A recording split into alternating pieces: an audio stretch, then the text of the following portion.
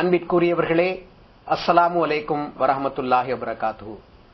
அஹ்மதியா முஸ்லிம் ஜமாத் வழங்கும் மாநபி ஸல்லல்லாஹு அலைஹி வஸல்லம் அவர்கள் தந்த உண்மை இஸ்லாம் என்ற இந்த நிகழ்ச்சியின் வாயிலாக உங்களை சந்திப்பதில் மற்றற்ற மகிழ்ச்சி அடைகின்றோம்.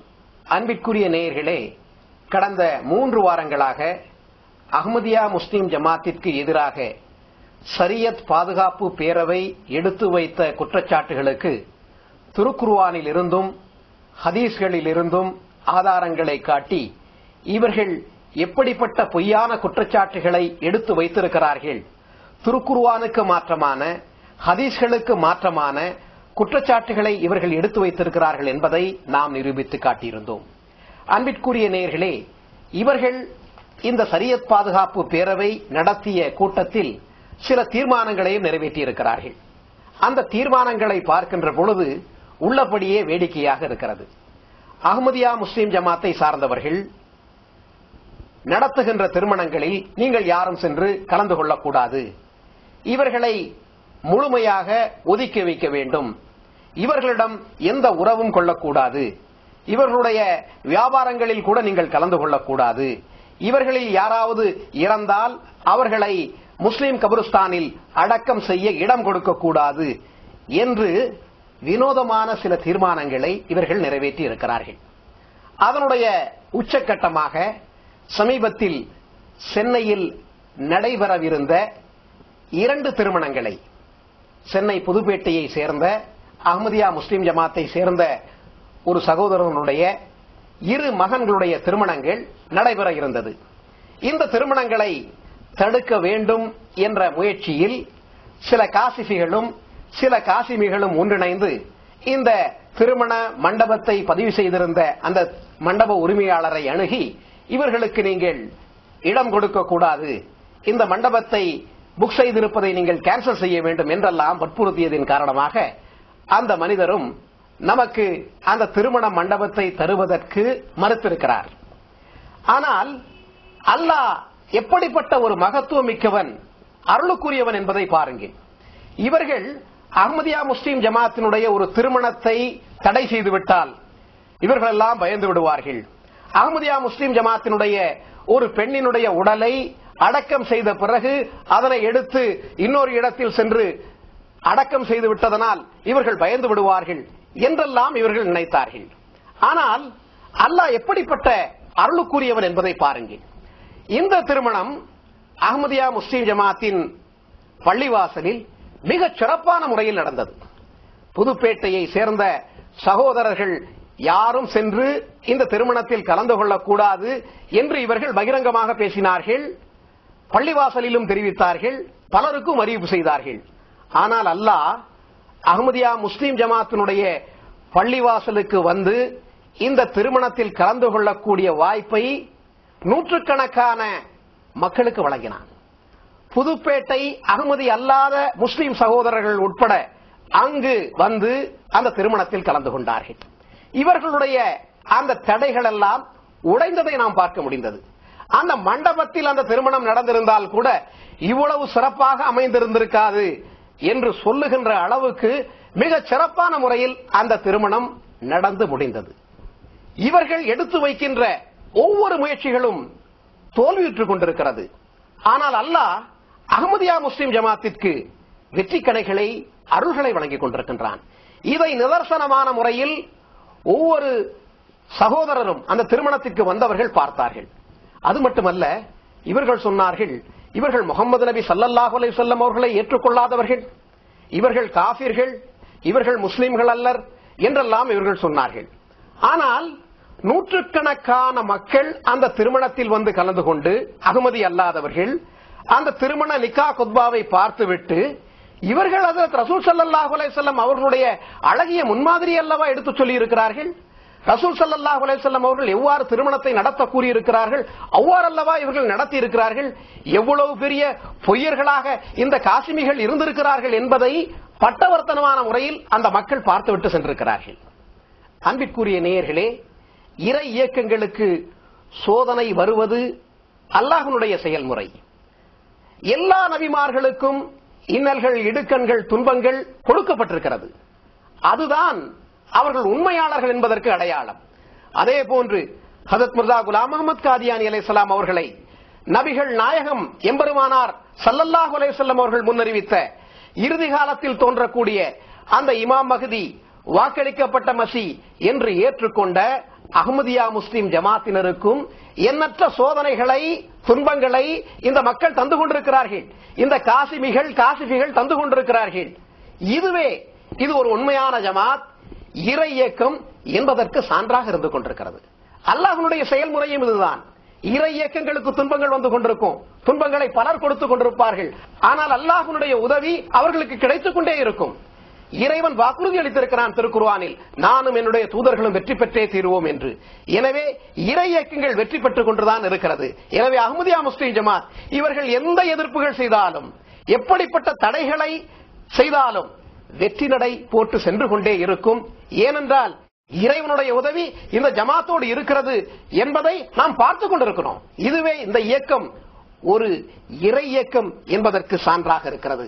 அது மட்டுமல்ல, இறைவன் திருக்குர்ஆனில் 35வது அதிகாரம் 44வது வசனத்தில் கூறுகின்றான், அவர்கள் தீய சூழ்ச்சிகள் செய்தனர், ஆனால் தீய சூழ்ச்சி அதனை செய்பவர்களே சூழ்ந்து கொள்கிறது என்று சொல்கிறார். இவர்கள் திட்டங்கள் தீட்டினார்கள், அல்லாஹ்வும் திட்டங்களை தீட்டினான். எனவே அல்லாஹ்வுடைய திட்டம்தான் மிகைத்து நின்றதை நம்மால் பார்க்க முடிகிறது. அது மட்டுமல்ல சகோதரர்களே, இன்னொரு வேதனைக்குரிய விஷயம் என்னவென்று கேட்டால், பல இந்துக்களும் கிறிஸ்தவர்களும் இந்த திருமணத்திற்கு வந்திருந்தார்கள். அவர்கள் நம்மை பார்த்து கேட்டார்கள், இஸ்லாம் இனிய மார்க்கம் என்றெல்லாம் நீங்கள் பேசுகின்றீர்களே, ஆனால் இன்று உங்களுடைய தலைமை இமாம்கள் எப்படிப்பட்ட நடவடிக்கைகளில் ஈடுபட்டிருக்கிறார்கள்? ஹஜ்ரத் நபிகள் நாயகம் ஸல்லல்லாஹு அலைஹி வஸல்லம் அவர்களை முழுமையாக பின்பற்றக்கூடிய உங்கள் மீதே இவ்வாறு செய்திருக்கிறார்களே என்று ஆச்சரியத்தால் தங்களுடைய புருவங்களை உயர்த்தி இருக்கிறார்கள். நபிகள் நாயகம் ஸல்லல்லாஹு அலைஹி வஸல்லம் அவர்களுடைய பெயரை சொல்லி இந்த தலைமை இமாம்கள் இப்படிப்பட்ட ஃபத்வாக்களை வழங்கிக் கொண்டிருக்கிறார்கள். இது ஹஜ்ரத் ரசூலுல்லாஹ் முஹம்மது நபி ஸல்லல்லாஹு அலைஹி வஸல்லம் அவர்களுக்கு கலங்கத்தை ஏற்படுத்துகின்ற செயலை இவர்கள் செய்து கொண்டிருக்கிறார்கள். ஹஜ்ரத் ரசூல் ஸல்லல்லாஹு அலைஹி வஸல்லம் அவர்களுடைய பெயரை வைத்து இவர்கள் பேசுகிறார்களே, இதுதான் நமக்கு மிகவும் வேதனையாக இருக்கிறது. நபிகள் நாயகம் ஸல்லல்லாஹு அலைஹி வஸல்லம் அவர்களுக்கு அவப்பெயரை ஏற்படுகின்ற செயல்களை இவர்கள் செய்து, இது ரசூல் ஸல்லல்லாஹு அலைஹி வஸல்லம் அவர்கள் சொல்லி இருக்கிறார்கள் என்றெல்லாம் இவர்கள் பேசுவது மிகவும் வருத்தத்திற்குரிய ஒரு விஷயமாக இருக்கிறது. அடுத்து இவ்வாறு ஊர் நீக்கம் செய்ய வேண்டும், இவர்களுடைய திருமணங்களில் கலந்து கொள்ளக்கூடாது என்றெல்லாம் இவர்கள் சொல்லுகிறார்களே, இது யாருடைய நடைமுறை? இதனை நாம் ஆராய்ந்து பார்க்கின்ற பொழுது ஹஜ்ரத் ரசூல் ஸல்லல்லாஹு அலைஹி வஸல்லம் அவர்களை எதிர்த்தவர்கள் செய்த நடைமுறை தான் இது. ஹஜ்ரத் முஹம்மது நபி ஸல்லல்லாஹு அலைஹி வஸல்லம் அவர்களுடைய நடைமுறை அல்ல. ஹஜ்ரத் ரசூல் ஸல்லல்லாஹு அலைஹி வஸல்லம் அவர்கள் அன்று அந்த தௌஹீதை சொன்னபோது, அந்த ஏகத்துவத்தை அந்த மக்கா மண்ணில் சொன்னபோது அவர்களை நிராகரிப்பாளர்கள், அந்த குறைஷிகள் எதிர்த்தார்கள். முஹம்மது நபியிடம் யாரும் சென்று பேசாதீர்கள், அவரை தனிமைப்படுத்த வேண்டும், அவரை ஊர் நீக்கம் செய்ய வேண்டும் என்றெல்லாம் அன்று அந்த எதிரிகள், குறைஷிகள், நிராகரிப்பாளர்கள் தான் திட்டம் தீட்டினார்கள். அபூ ஜஹீல், உத்பா, ஷைபா போன்றவர்கள் தான் திட்டம் தீட்டினார்கள். ஆனால் ரசூல் ஸல்லல்லாஹு அலைஹி வஸல்லம் அவர்கள் அந்த தீயவர்கள் செய்த திட்டங்களுக்கு எதிராக அல்லாஹ்வை நாடி நின்றார்கள், பொறுமையாக நின்றார்கள், வெற்றி கண்டார்கள். எனவே இன்று இவர்கள் இந்த திட்டங்களை தீட்டுகிறார்கள் என்று சொன்னால், இந்த நடைமுறை யாருடைய நடைமுறை என்று கேட்டால், அபூ ஜஹீல், உத்பா, ஷைபா போன்ற இஸ்லாத்தின் எதிரிகளுடைய நடைமுறையை தான் இந்த தலைமை இமாம்கள், காசிபிகள் செய்து கொண்டிருக்கிறார்கள். பாமர முஸ்லிம்கள் என்ன செய்வார்கள்? அவர்களுக்கு தெரியாது. இந்த மௌலைமார்களை நம்பிக்கொண்டிருக்கிறார்கள். இந்த மௌலைமார்கள் என்ன சொல்கிறார்களோ அதுதான் உண்மை என்று புரிந்து கொண்டிருக்கிறார்கள். எனவே பாமர மக்கள் இதனை சிந்திக்க வேண்டும். எப்படியாப்பட்ட நடைமுறையை இவர்கள் காட்டிக் கொண்டிருக்கிறார்கள்? இந்த உலமாக்கள் நீங்கள் சொல்லுகிறீர்களே, இது நபிகள் நாயகத்தினுடைய நடைமுறையா என்று பாமர முஸ்லிம்கள் இவர்களை பார்த்து கேட்க வேண்டும். அன்பிற்குரிய நேயர்களே, பலவந்தமாக ஒன்றை நாம் திணிக்க முற்பட முடியாது, பலவந்தமாக உள்ளங்களை இணைக்கவும் முடியாது. இவர்கள் மதம் மாறியவர்கள், இவர்கள் பலவந்தமாக இவர்கள் மீது நாம் சில கொடுமைகளை இழைக்க வேண்டும், திணிக்க வேண்டும், இவர்கள் அதிலிருந்து வெளியே வர வேண்டும் என்றெல்லாம் நினைக்கிறார்கள். ஆனால் அல்லாஹ் இறை இயக்கங்களோடு எப்போதும் உதவி ஒத்தாசைகள் செய்து கொண்டிருக்கின்றான். அஹ்மதியா முஸ்லிம் ஜமாத்தினுடைய 4வது கலீஃபா அவர்கள் சொன்னார்கள், Foes can bend heads, but not minds. Swords can win territories, but not hearts. படைகள் தலைகளை சாய்க்கலாம், ஆனால் உள்ளங்களை அல்ல. படைகள் தலைகளை சாய்க்கலாம், ஆனால் உள்ளங்களை அல்ல. ஆயுதங்கள் எல்லைகளை வெல்லலாம், ஆனால் இதயங்களை அல்ல என்று சொன்னார்கள். எனவே அஹ்மதியா முஸ்லிம் ஜமாத் உள்ளங்களை வென்று கொண்டிருக்கிறது. அற்புதமான முறையில் எங்களுடைய செயல் முன்மாதிரியின் மூலமாக உள்ளங்களை வென்று கொண்டிருக்கிறது. ஆனால் மனிதநேயத்தை பற்றி பேசுகின்றவர்கள், நபிகள் நாயகம் ஸல்லல்லாஹு அலைஹி வஸல்லம் அவர்கள் மனிதநேயத்தை வலியுறுத்தி கூறியிருக்கிறார்கள். மனிதநேயத்தை போற்றுகின்ற மார்க்கம் இஸ்லாம் என்றெல்லாம் ஜும்மா குத்மாவில் பேசக்கூடிய இந்த தலைமை இமாம்கள் எப்படிப்பட்ட மனிதநேயர்களாக இருக்கிறார்கள் என்பது மக்களுக்கு புரிந்துவிட்டது.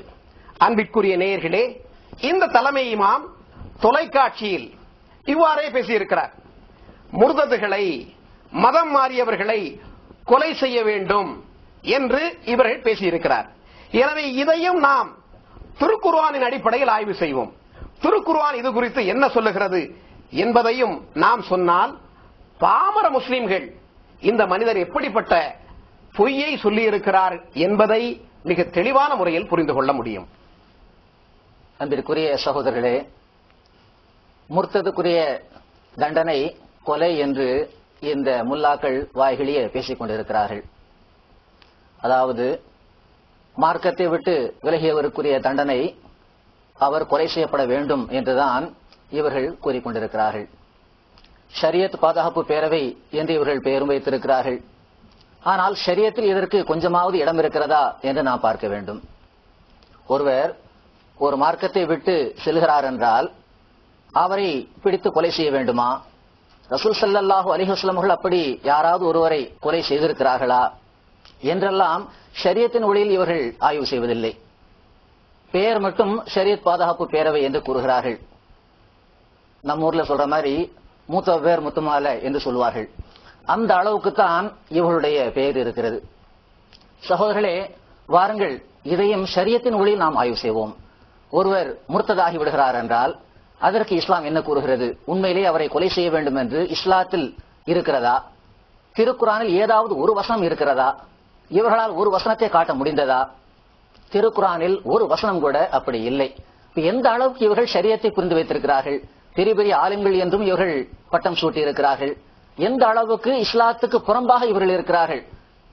திருக்குர்ஆனுடைய வசனங்களை இவர்கள் புறக்கணிக்கிறார்கள் என்பதை பொதுமக்கள் ஆய்வு செய்ய வேண்டும். ஏனென்றால் நம்முடைய நிகழ்ச்சிகளை பார்த்த பலர் உங்களுடைய கருத்துகள் மிக தெளிவாக இருக்கின்றன. அவருடைய பேச்சையும் நாங்கள் கேட்டோம், உங்களுடைய பேச்சையும் நாங்கள் கேட்கிறோம், நீங்கள் சொல்வது ஆதாரப்பூர்வமாக இருக்கிறது என்று ஒரு இந்து நண்பர் கூட எனக்கு போன் மூலமாக தெரிவித்திருந்தார்.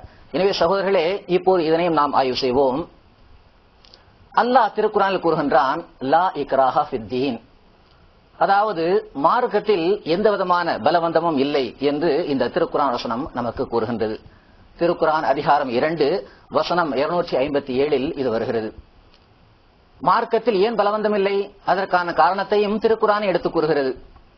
கத்தபையன ருஷ்து மினல் கை, அதாவது நேர்வழியும் வழிகேடும் மிக தெளிவான முறையில் தெளிவாக்கப்பட்டு விட்டது.